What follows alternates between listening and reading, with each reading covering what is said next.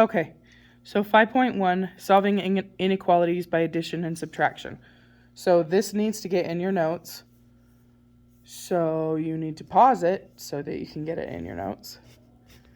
Okay, so these are what these signs mean. So if you think about it, we read from left to right. So if you're just looking at this symbol, whatever is here is less than whatever's here, because you know the little thing you learned like in elementary school where it eats the bigger one. So this is less than this one. So that's why this means less than. The equal to just means it could equal that number. Anyway, so we're just going to do a few to practice. Okay. So x minus 12 is greater than or equal to 8. So we need to add our 12 to both sides. So x is greater than or equal to 20. Okay. So if we put 20 there, that would be true because 20 is greater than or equal to. Then if you put like 1, so is 20 less than or greater than or equal to 20? Yep. Is 1 greater than or equal to 20? No. And then say something bigger like 25. Is 25 greater than or equal to 20? Yes. Okay. All right, so let's do this one. Okay, so we want to make sure that the variable's on the left, so I'm going to show you what I mean by that. Okay, so we have 22 is greater than m minus 8.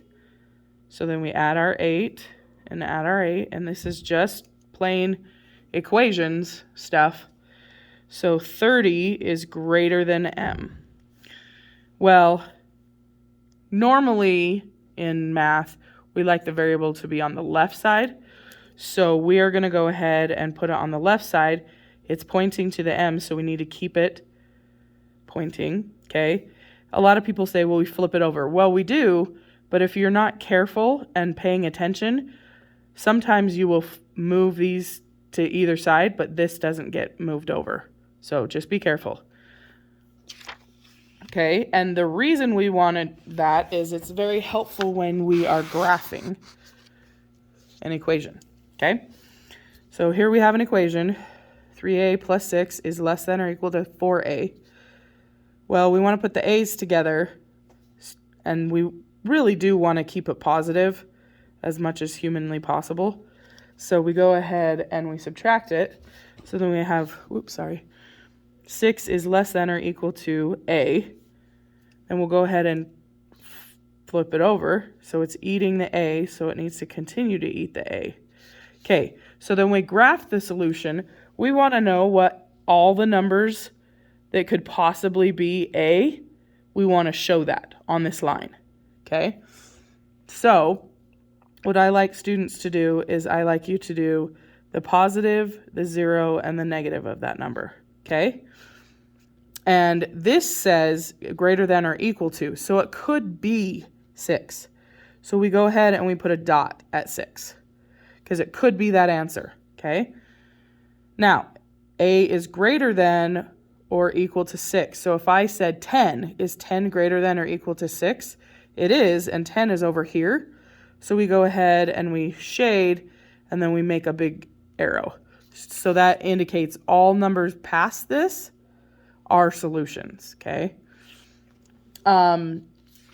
If we did a question like, and this isn't on your note, on the slides, but let's go ahead and try this. So if we did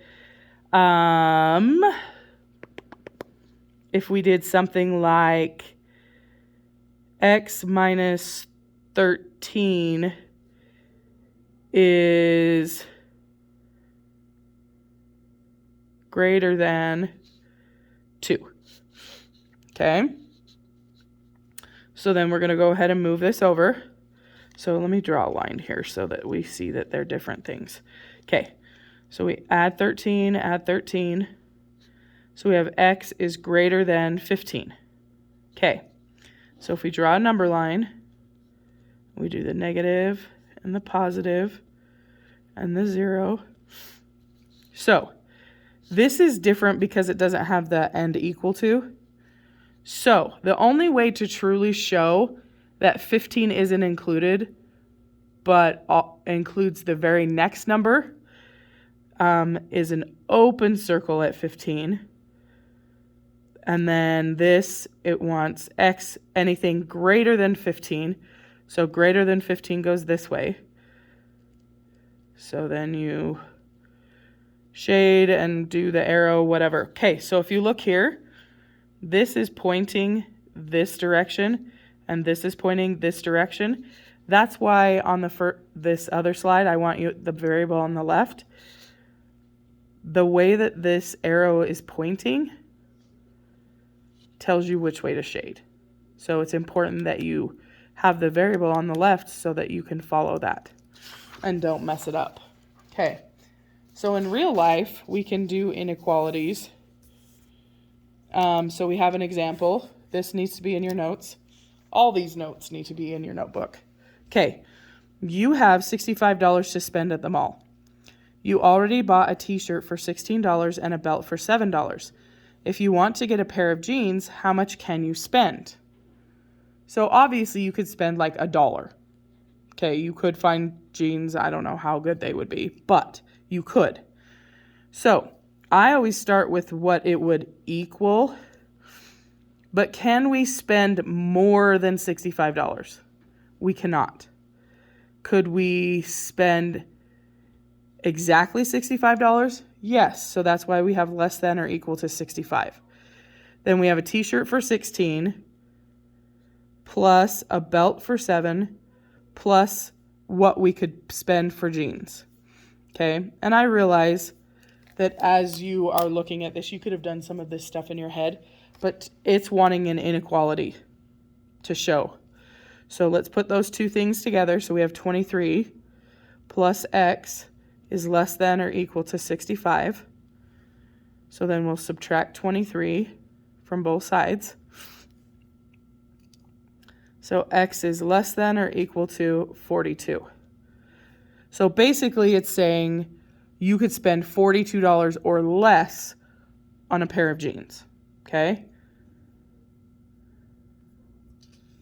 And it didn't ask you to graph it, so you don't really have to graph it. Okay, so your assignment is page 292, 4 to 34 evens, and you'll need a line graph page. And if you go to Canvas, I have a copy of it there that you can print off.